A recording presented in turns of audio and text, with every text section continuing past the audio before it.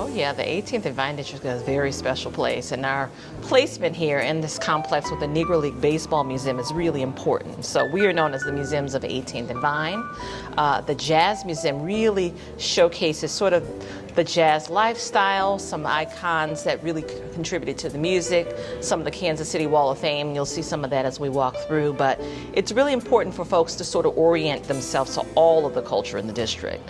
All of the history, all of the culture, all of the music, and we do have live music on the weekends, which is really exciting, and really being a part of the synergy here.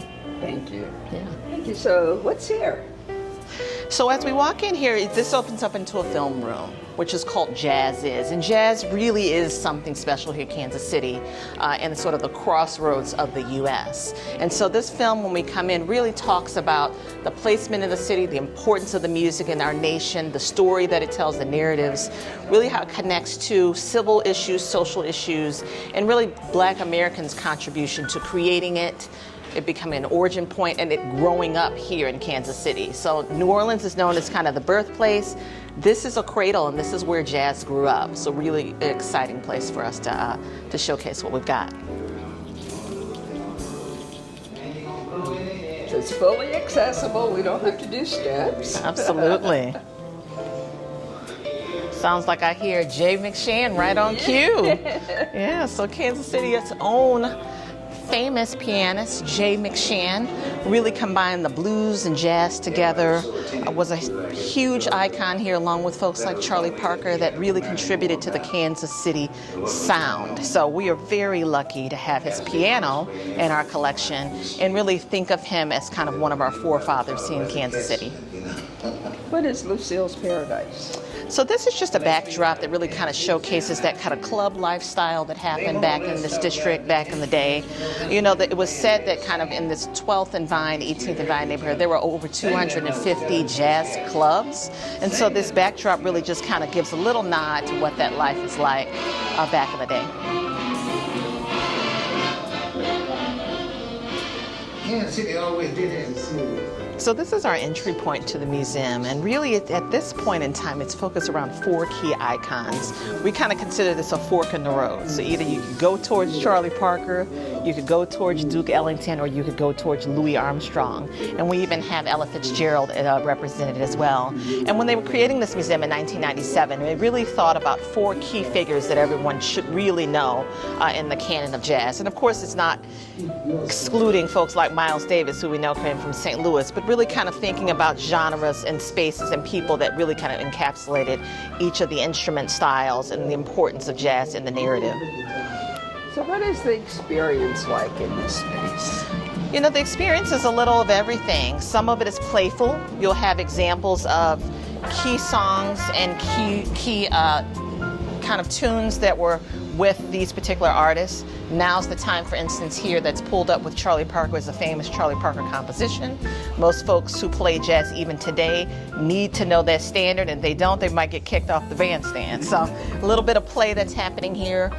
Artifacts that happen throughout the space. We are really lucky to have some of Parker's original artifacts. We've got his pocket watch, for instance. We've got some cufflinks of his.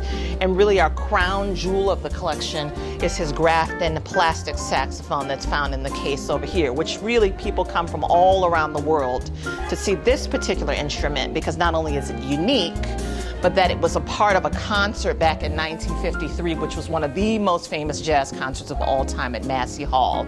So this is really a crown jewel of our collection. To know that Parker's breath has been through it, to know that he has sort of put his soul and force and spirit not only to the music, but even through this instrument. We're really blessed to have that.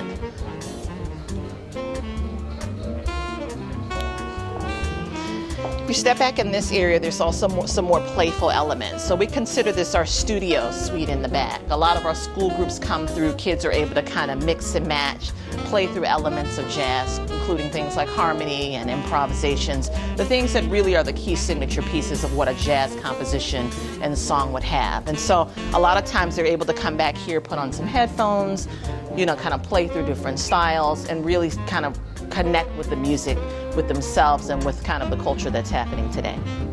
And then around us are just other icons. Again, Louis Armstrong, as I mentioned, Duke Ellington. We have lots of information on them. We have some examples of photographs and key programs that they've been involved in as well. And you're a musician.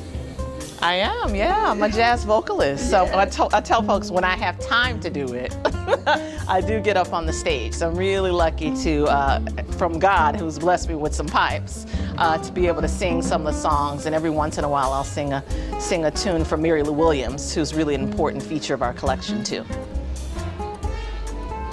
So how were we lucky enough to get you here? Oh gosh. Wonderful. Yeah, this for me is kind of a homecoming. I was born and raised in St. Louis, Missouri. So for me to have left, gosh, back in 1995, went to New York, went to Chicago, did all the things there that I could accomplish. This was a wonderful opportunity for me to come bring it all home to my home state of Missouri. And really Kansas City, I hadn't had a lot of time in Kansas City. I came a couple of times to visit as a youngster and a teenager.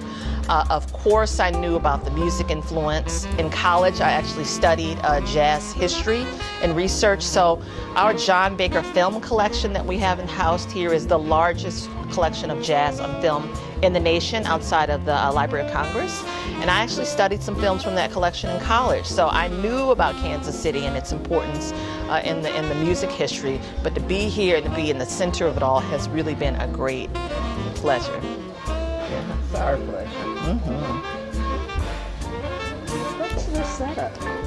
Yeah, so these are some of those neon signs. As I spoke about all of those clubs back in the day that lined the streets here, lined 12th Street. These are examples, and some of them are the original signs that were actually outside of those clubs. It was just sort of a saturated environment where folks would literally go from room to room, club to club, all night long, just checking out all of the music and the talent that we had here in town. And Kansas City was really a kind of a laboratory for musicians who were always traveling through. There were cutting contests, which means that folks were on stage outplaying each other until they fell out, literally, or played each other off the stage. And so these were these kind of testing ground spaces that were really wonderful, not only because it housed all of this talent, but because people came from all over to enjoy the music. These were integrated spaces. Although the 18th and Vine was primarily a black neighborhood, people would come from all over the region to sit in and listen to these musicians play. And so it's really important for us to kind of highlight some of the beautiful neon signs that were from the district at the time and celebrate their presence too. Down here we have that. There's so much energy in it. Oh, absolutely. Yeah, we've even had some new signs made up. We love neon signs here lately. That's Jay McShann's piano. So we talked a little bit about Jay McShann in the beginning. So he did donate his beautiful, glorious piano to us, and just an honor to really showcase that instrument. Again, knowing that he put his fingers in there, he put his spirit and soul into the instrument. So just a joy to have it here on site.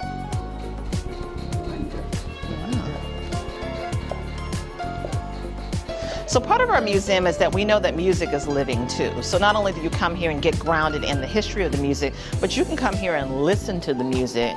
So right back here, we actually have our world famous Blue Room Jazz Club that right now we're just running on the weekends, but kind of when it's at its high point, we usually can be in here even on, Thursdays. We're gonna start our jam sessions back on Mondays for local musicians to come and enjoy and kind of grow with each other. But this Blue Room is a really special place because not only does it have a lot of our Kansas City musician history, you'll see on the walls folks like Mary Lou Williams, who was really important to the Kansas City jazz music scene as a pianist. Jay McShann, we talked about Count Basie. We can't not mention Count Basie's importance to Kansas City.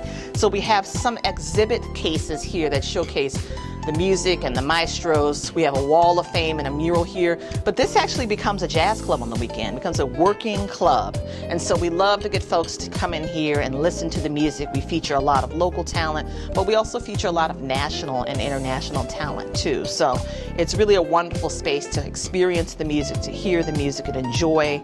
And it really is kind of a key feature in terms of a jazz club here in the 18th and Vine District. Basie Ascends. Oh yeah. Over here I do want to mention our wall of fame, and so we never have enough room to really quite showcase all of the talent from Kansas City, but this is just a portion of people who have really contributed to the scene here. So some of them we have specific cases on, but other folks we just recognize them in these photographs and how much, folks like Myra Taylor, for instance, these folks really contributed to that Kansas City jazz sound, and we love to kind of have them displayed here on the wall to give them a lot of homage to what they've contributed.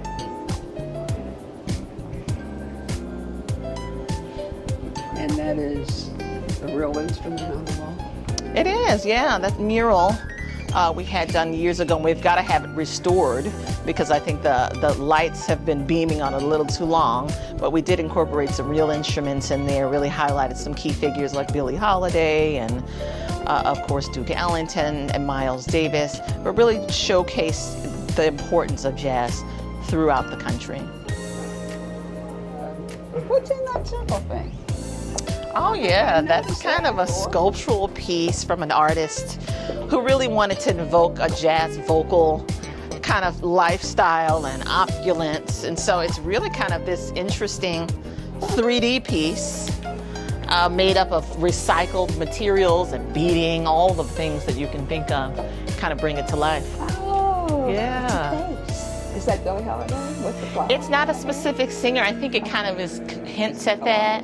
Yeah, certainly hints at it, but tells all of that. As I mentioned before, it's the largest collection of jazz on film outside of the Library of Congress. Really special opportunity to see a lot of soundies and shorts and representations of jazz on film and on screen. I think often we're listening to it through our headphones or we're seeing it played on a stage in a straightforward way, but there are things here like the Cotton Club or images of movies and musicians that are rarely seen. And so we have the great honor to preserve and restore John Baker's film collection, and we continue. It's an ongoing project. We're probably only maybe a sixth of the way through because there's about 2,000 titles. So we just continue to move through and do what we can to bring it back to life. Wonderful. So and then the monitors are showing different things. Some of them mirror what's on that on the main screen. Some of them do. Yeah, we've got an interview from Baker there. Yeah, it depends on the screen.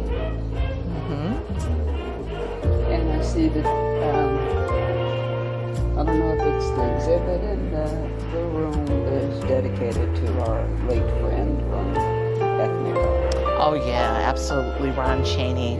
Yeah, who's really special to us here in the district and for the museum, and really we're honored to kind of create a wall space for him, small gallery space for him to honor local and community artists. So we're still working on that project and hoping to get some things up there soon. Yeah. What makes you the community's partner? Absolutely. We say that at the Black Archives. We not only want the community to partner with us, but we want to be the community's partner. That's and right. I see that here. You're doing that. Thank you. I think that's one of the big reasons why I felt very comfortable in coming home to Kansas City and 18th and Vine, because all of us could be here together. All of these institutions, all of these families, children that come to the streets. My children go to school right around the corner at Lincoln. And so it really feels like that community feel where we are all here working and living and learning together. There's so much when you talk about all of the thousands of artifacts that you have and the music and the history and the culture and all of those things that you have here. How do you decide what to share? Oh gosh, I think we're still working that out, what to share. Some of it we get from our community because they tell us, they call us on the phone, they come to the door and say, look, I want to see this, I want to hear this. Some of it is natural, folks like Charlie Parker, who were so important to us and the city, we know we've got to give some respect to, so we've got to showcase that. And then some of the newer art forms, I think we're really working to incorporate more and bring in more of the living art piece of it. we've got this new KC Jazz Incubator that'll open in the next month or so. And that's kind of this workshop, working incubator innovation space, because we want our musician community to have a hub and have a home that they can kind of work on some things together, work out some ideas, and really support each other in terms of wellness initiatives, in terms of that total way of life, like I mentioned too. So just trying to get it all, cover the entire spectrum, right? From birth up to elder, something for everyone. Well, my question was going to be, what's your vision for the future? But that is amazing. Yeah, I mean, I think that pushes us to the future. We know we have to open up more, especially with young folks. They definitely need to be grounded in the history, but they've got some things to share too. You know, that's one of the things about having teenagers kind of in your ear, whether you want to see a TikTok or not, they'll bring it to me. But they really are reaching for those connections, and so I think it's up to us to really continue to pull from the past into the future. So some of it is really future facing, right? Seeing how we can continue to grow and build and be sustainable, and just recognize that we all have something to share and learn from each other. And that's part of the history of the Jazz Museum. You've always had classes for young people. Absolutely. Ways for them. I remember when one of my grandsons was playing high school, they've had high schools come down. Yeah. And then they got to have that experience of playing in jazz music. And we still do. We have a Saturday Jazz Academy with middle and high schoolers that come and play these instruments in combos with each other and learn how to talk and collaborate. And that's a really core program of ours as well. And jazz storytelling for the itty bitties, the early childhood, introducing them to some rhythms on pots and pans and talking about, you know, some of these terms in jazz, and really those social emotional skills that are so rich and important for youngsters, developing some of that too. Great job. Great job. What is your victory? Oh gosh, my victory. Just moving forward the work. You know, we had a great greeter here, the mayor of 18th and Vine, Ronnie, who would always say to me every morning, he said, you know, this is bigger than us, you know, and you're here to kind of carry this forward. And so that's my victory, is being able to come here, place myself in the center of it and move it forward. I'm so passionate about it. I've helped, you know, with my kids and younger generations to kind of understand it a little bit more, and I want to continue to do that. But just being right at the center of all of this beauty, all of this glory, and what Black folks have brought to America is really important, and jazz really encapsulates, I think, a lot of that. That's it. Just thank you for your work. You're so important to all of this story too. So we point folks your way and help circulate them through the district, and We appreciate yeah. that. Get them An honor. down half a block. That's right. I tell people, Well, you go out there, push them out the back door. That's right. The back door. That's right. Yeah. I am so honored to be Me part too. of this great thing that's bigger than all of us here. Absolutely. And to work with you. Yeah. Thank you so very, very much. Likewise.